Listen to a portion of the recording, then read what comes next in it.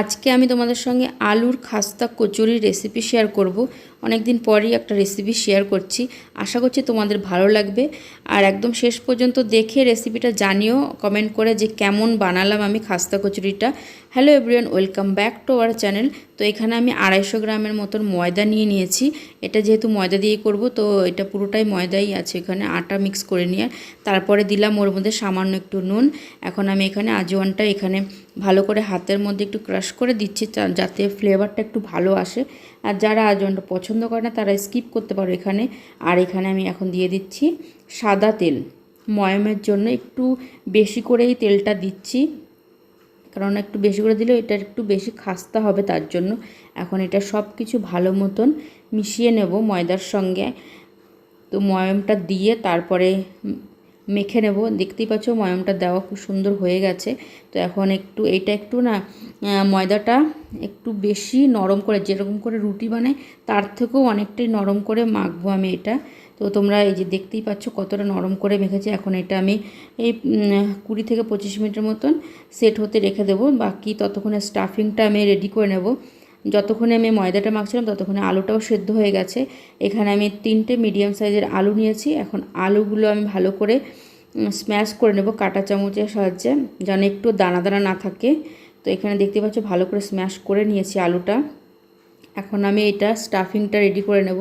তো stuffing ready করার জন্য আমি এখানে প্যান বসিয়ে দিয়েছি, গরম হয়ে গেছে। এখন আমি এর মধ্যে দিয়ে দিচ্ছি সাদা তেল পরিমাণ মতো। তো বেশি দিচ্ছি না, 2 চামচের মতনই দিচ্ছি। তো এখানে আমি এখন দিয়ে দেবো একে একে মশলাগুলো। তো এটা গ্রেটেড করা আদা রেখেছিলাম, আর দুটো কাঁচা লঙ্কা কুচি করে রেখেছিলাম। তো এই দুটো ভালো করে মিশিয়ে একটু নেড়ে চেড়ে এখন এর মধ্যে দিয়ে দেবো আমি একটু হলুদের গুঁড়ো, কালারের জন্য অবভিয়াসলি। তো একটু হলুদের গুঁড়ো দিয়ে দিলাম। তারপরে দিয়েছি হচ্ছে ধনে পাউডার, আর তার সঙ্গে একটু গরম মশলাও দিয়ে দিয়েছি একবারে। তো এটা এখন ভালো করে একটুখানি নেড়ে চেড়ে নেব, আদার একটু কাঁচা গন্ধটা যাওয়া পর্যন্ত। তো এখানে দেখতেই পাচ্ছি এখানে ভাজা হয়ে গেছে মশলাটা। এখন আমি আলুটা দিয়ে দিচ্ছি, স্ম্যাশ করা যে আলুটাও রেখেছিলাম, তো সেটা দিয়ে দিচ্ছি এখন। তো সেইটা এখন আলুটা ওই মশলাগুলোর সঙ্গে ভালো করে একটু মিশিয়ে নেব। এটা মিশিয়ে নেওয়ার পর এর মধ্যে বাকি যে মশলাগুলো আরও আছে তো সেগুলো দিয়ে দেবো। যেহেতু নুনটা দিইনি, তো এখন নুনটা দিয়ে দিচ্ছি পরিমাণ মতো। আর নুনটা একটু দেখে শুনে দিতে হবে, কারণ আমি পরে যে চাট মশলা দিয়েছি চাট মশলার মধ্যে একটু নুন ভাব থাকে। তার জন্য এখানে আর একটু কালারটা ভালো করার জন্য সামান্য একটু কাশ্মীরি লঙ্কার গুঁড়ো দিয়েছি। আর এখানে দিচ্ছি চাট মশলা। তো এটা ভালো করে এখন মিশিয়ে নেব আলুটার সঙ্গে মশলাগুলো। দেখতেই পাচ্ছ ভালো করে মিশিয়ে নিচ্ছি। মিশিয়ে নেওয়ার পর এখন শেষে এটা দিয়ে দেবো, ভালো করে মেশানোর পর দিয়ে দেবো ধনে পাতা। এই যে কুচি করে রেখেছিলাম ধনে পাতা, সেটা দিয়ে দিলাম। এখন এটা ভালো করে একটু নেড়ে চেড়ে এখন আমি এটা একটু ঠান্ডা হতে রেখে দেবো। তো ততক্ষণে এটা যেই ময়দাটা মেখে রেখেছি ততক্ষণে আমার সেট হয়ে গেছে। তো তোমাদের দেখাচ্ছি এখন। তো এখন দেখতেই পাচ্ছ ময়দাটা সেট হয়ে গেছে। এখন ময়দাটা আরেকটুখানি মেখে নেব ভালো মতো, একটু তেল হাতে লাগিয়ে। এরপরে আমি ময়দাটা গোল গোল লেচি করে নেব সব, একটুখানি তেলও লাগিয়ে নিলাম। এখন ময়দাটা ভালো করে মানে যে কটা করবো সে কটা গোল গোল করে নেব একবারে সব, তাহলে কি সুবিধা হবে। নাহলে একটা একটা করবো, একটা একটা করলে না একটু মানে অসুবিধাই হয়। তার জন্য এরকম করে হাতে দেখতেই পাচ্ছ সব একবারে গোল গোল করে নিয়েছি। তো এই কটাই হয়েছে। এখন আমি ওইটা স্টাফিংটা ভরবো, তার জন্য ওইটা এখন বাটির মতন শেপে করে নিচ্ছি। দেখতে পাচ্ছ মাঝখানটা মোটা থাকবে আর সাইডগুলো একটু পাতলা করে করে নিচ্ছি। আর এখানে স্টাফিংয়ের জন্য একটা চামচের সাহায্যে আলুটা মানে যেটা করে রেখেছি শেপের মতো বাটির মতো সেটার মধ্যে দিয়ে দেবো।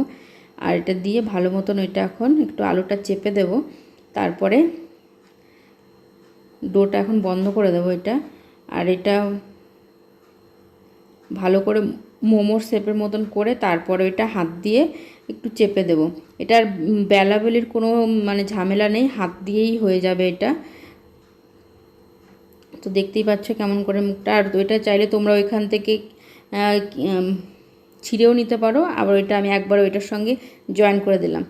এক্সট্রা আবার ওইখান থেকে বাদ দেওয়ার কোনো দরকারই নেই, ওইটা একসঙ্গে করে নিয়েছি। এরকম এখন একটা একটা করে সবগুলো এরকম স্টাফিং ভরে তারপরে ভাজা শুরু করব। তো এখানে দেখতে পাচ্ছ দুটো করে দেখিয়ে দিলাম তোমাদের। আর এখানে যেই শেপে আমি কচুরিগুলো বানাবো একবার সেই শেপে করে নিয়েছি। আর ওই 250 গ্রামের ময়দার মধ্যে এই এতগুলো হয়েছে।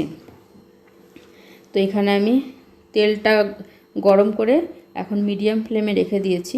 এখন আমি এই তেলটার মধ্যে একটা জিনিস কি, এটা না ডোবা তেলে যদি ভাজতে পারতাম তাহলে বেশি ভালো হতো, কিন্তু একবার না এই তেলটা ইউজ করার পর না আর বেশি ইউজ করা হয় না, ভাজা পোড়া সেরকম খাওয়া হয় না। তো তার জন্য আমি কম তেলেই ভাজি, তার জন্য বেশি একটা ফোলেনি, কিন্তু ক্রিস্পিনেসটা সেরকমই আছে।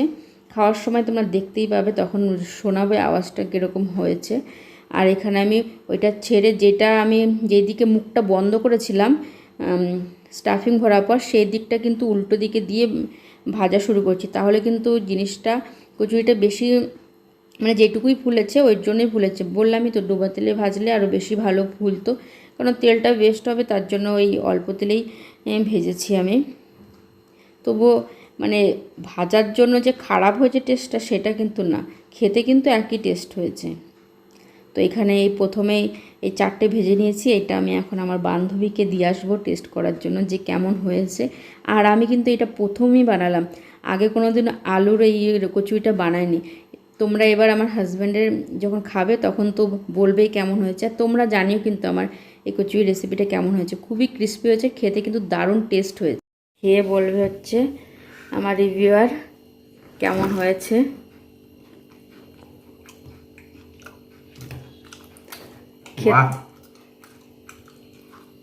कैसे बनाए ভালো হয়েছে?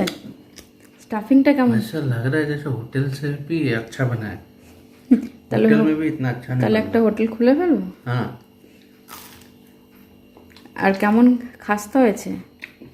ক্রিস্পি না বাইরেটা, আর ভেতরটা সফট।